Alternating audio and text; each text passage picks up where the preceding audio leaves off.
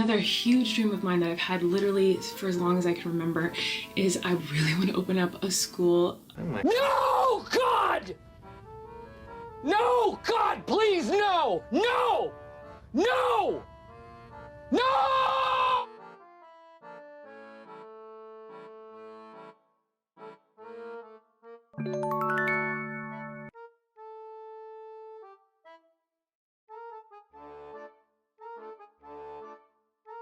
Content warning. Discussion and details of grooming and inappropriate behavior towards children, racism, ableism, power dynamics. Please listen with caution, if these topics may be triggering. Hi everybody and welcome to the Clown Town. My name's Val. I usually make videos with my sibling Gus, but today they're not feeling super well and the topic is a little close to home. So I'm taking over for today. We're going to be talking about Colleen Ballinger, the fool of the internet with a ukulele. And I think it's really important that we keep talking about what she's doing, what she's planning, so that people are aware of her next moves. I don't think she should be somebody that just disappears into the sunset and nobody talks about her anymore. This is not just somebody who has made some inappropriate jokes before, has apologized, has moved on, and that's it. Colleen Ballinger is a groomer, a horrible person, and is willing to do anything to create relationships in which she has the upper hand to another person. And I think what she says here in a new vlog is really exemplary of that, and that's why we wanted to talk about it. I actually found out about this video because of Spill Some Tea with Me. I will put their Instagram in the description. They are always keeping people up to date with what's happening in the YouTube influencer space specifically. And the second they posted this clip, I was like, no. We're talking about this.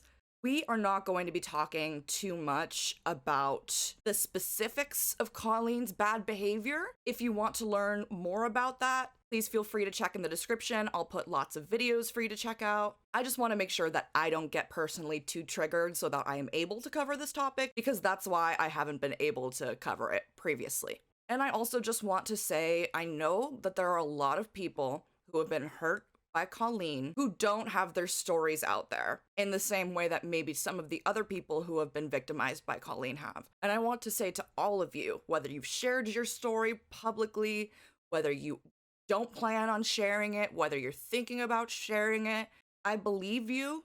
I'm sorry that this happened to you, and you deserve justice in some sense. And I hope the fact that the world is seeing who Colleen really is behind the scenes is some form of justice, at least.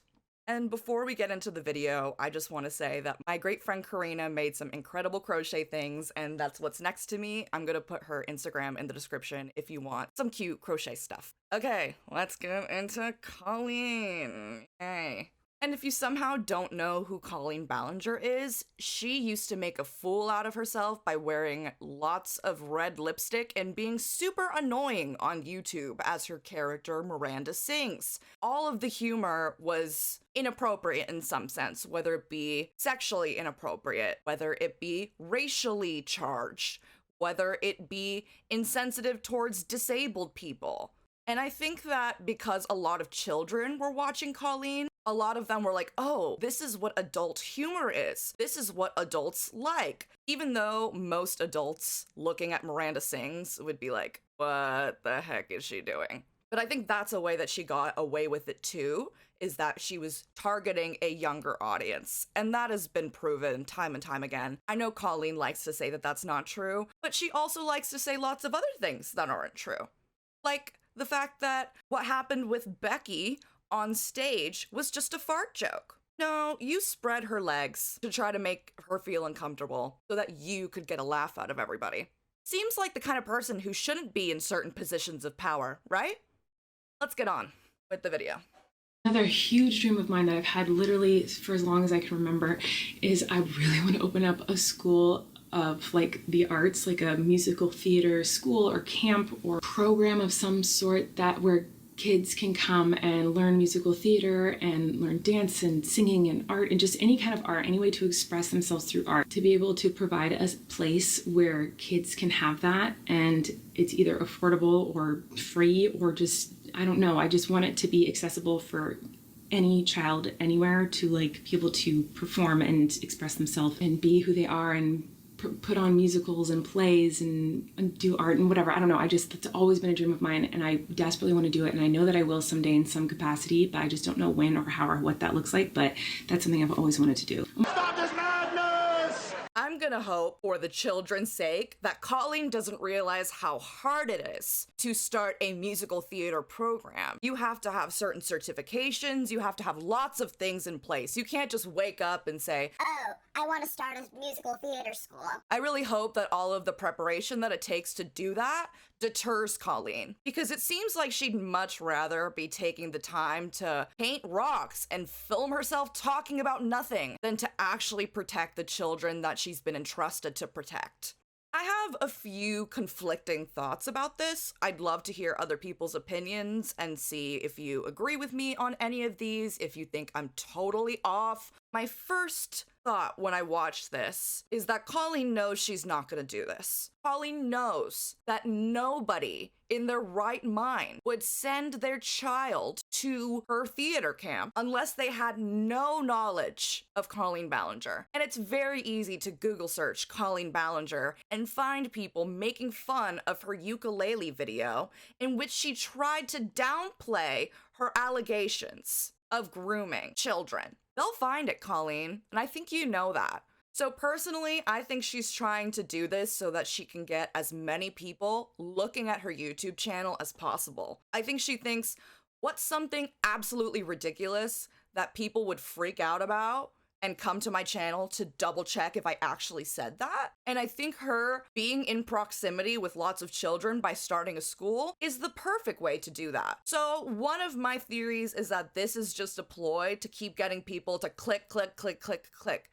because she's not getting the clicks that she used to get. And if that's true, that's honestly pathetic. Colleen Ballinger used to rule YouTube. Even if it was the most ridiculous thing I'd ever seen, it would always have billions of views, hundreds and thousands of likes. And now she's been reduced to this, trying to say the most ridiculous stuff possible so that people can click on her videos. How pathetic. Or is that always who she was? Because she said lots of inappropriate things in her old videos too. My other theory is that she knows she's not going to get any more die-hard loyal fans. She's kind of stuck where she is in terms of people following her, watching her, consuming her content. I think she's kind of hit the end of the road when it comes to getting more people to become a Miranda Singh obsessed human. A singy, I don't know what they're called.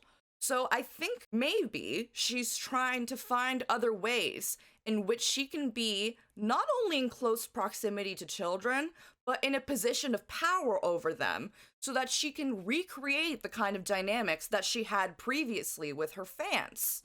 Now that's scary.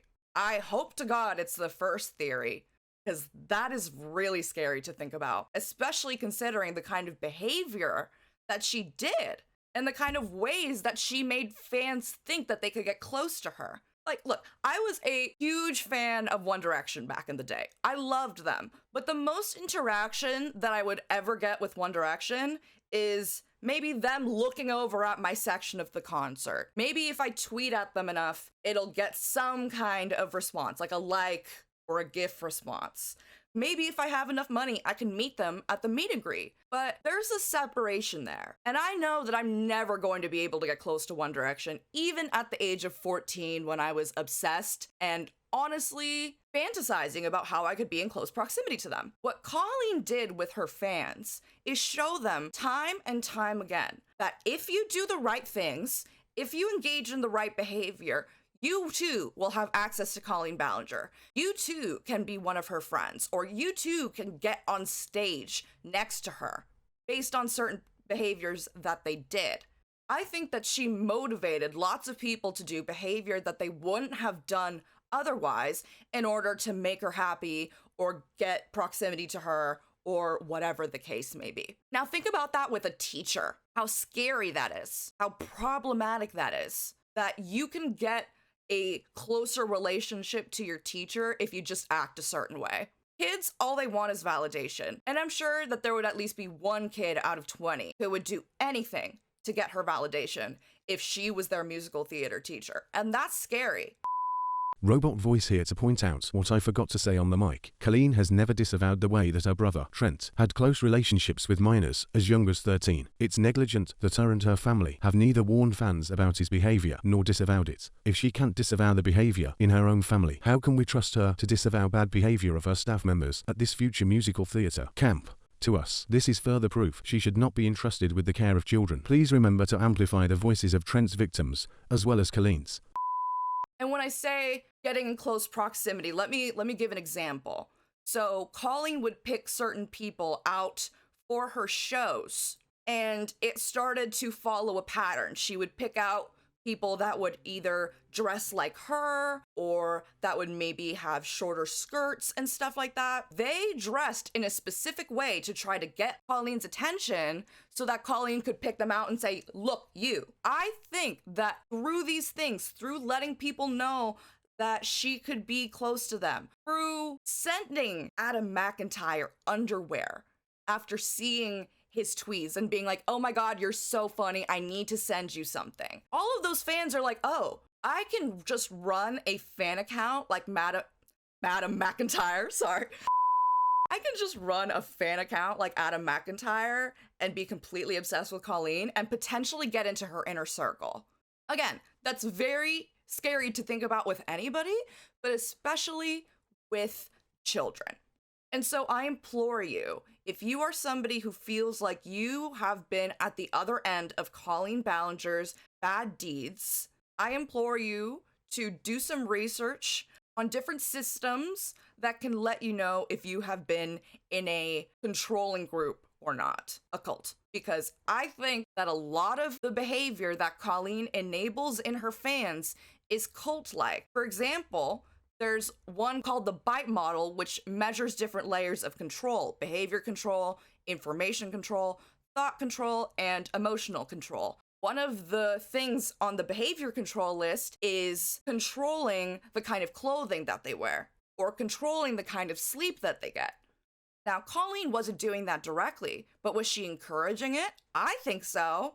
I think she was encouraging people to wear certain clothes so that they could get on stage. I think that she was encouraging people to stay up late all night long looking at drama blogs so that she could get more information so she could be happy. I 100% believe that. Our relationship slowly turned into me always being asked to go find drama for her, whether it was about Josh, ex-friends, or fans. At the time, I saw this as harmless, and I was just really excited that my favourite person in the entire world wanted to talk to me. Now, looking back though, I can see that it was just a way of baiting me to constantly get me to get her the information. So, if you were at the other end of her deeds, I would look into these things and see if maybe that gives you some sense of empowerment, another way to describe your experience, and a sense of, yes, what happened to me was wrong. Because it was wrong. What Colleen did to these children was wrong. How Colleen hurt these minors was wrong. And I will not be arguing with any Miranda Sings stance. If you are still here and still watching, I appreciate that you actually took the time to hear me out. But if all you did that for is to come in my comments and start sending me death threats, swiftly deleted. I'm not going to deal with you because I understand that you are acting on behalf of somebody who, for whatever reason, appreciates that behavior and doesn't shut that behavior down.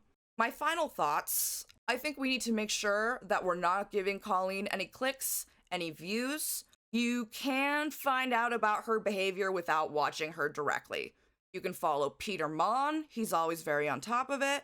Adam McIntyre is always very on top of it. There's lots of creators who have been keeping an eye on Colleen and holding her accountable.